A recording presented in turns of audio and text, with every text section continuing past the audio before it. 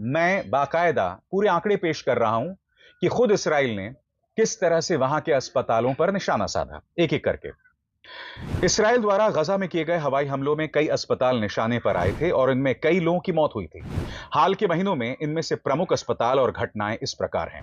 पहला, नासिर अस्पताल जो खान यूनिस में है।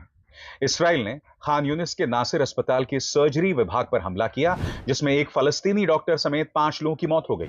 इसी अवधि में खान यूनिस में एक डॉक्टर दंपत्ति के घर पर हमले में 9 बच्चों की मौत हुई।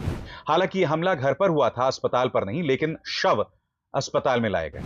यूरोपियन अस्पताल, यह दूसरा अस्पताल है जहां पर हाल ही में हमला हुआ था।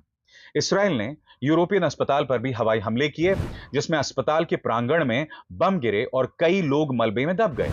इसराइल ने दावा किया कि अस्पताल के नीचे हमास का कमांड सेंटर था, जिसके कोई प्रमाण जो है वो मौजूद नहीं थे। आगे, अल अहली अस्पताल, पिछले साल 2023 में अल अहली अस्पताल में भी एक बड़ा हमला हुआ था, जिसमें 500 से अधिक लोगों की मौत हो गई थी। हालांकि इसराइल ने इस हमले की जिम्मेदारी से इनकार किया था और कहा था यह रॉकेट मिसफायर था। इसके अलावा कई अन्य अस्पतालों और रेफ्यूजी कैंपों को भी निशाना बनाया गया, जिसमें आम नागरिक और बच्चे शामिल थे।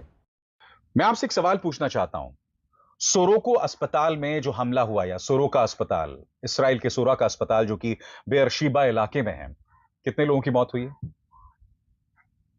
एक भी मौत नहीं हुई है। कम से कम जो आंकड़े अंतर्राष्ट्रीय मीडिया से आ रहे हैं, और इसराइल ने भी कोई आंकड़ा पेश नहीं किया है।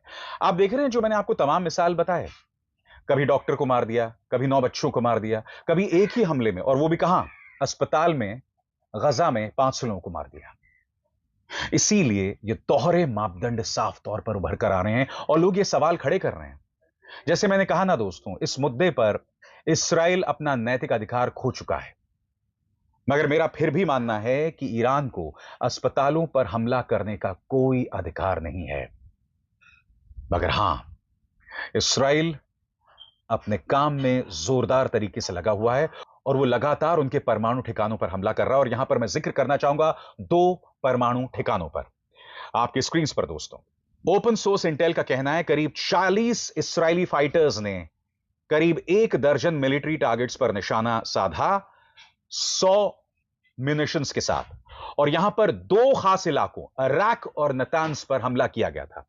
मैं आपको बताना चाहूंगा, अराक न्यूक्लियर स्टेशन वो न्यूक्लियर स्टेशन है जो इस वक्त एक्टिव नहीं है। इनफैक्ट ये कहा जा सकता है कि वो इनएक्टिव है, वहां पर कोई काम नहीं होता, मगर उससे भी निशाना साधा इसराइली फाइटर जेट्स ने। और दूसरी तरफ नतान्स, नतान्स वो जगह है जहां इसराइल लगातार हमले कर रहा है। इसराइल लगातार कह रहा है कि हम सही रास्ते पर हैं,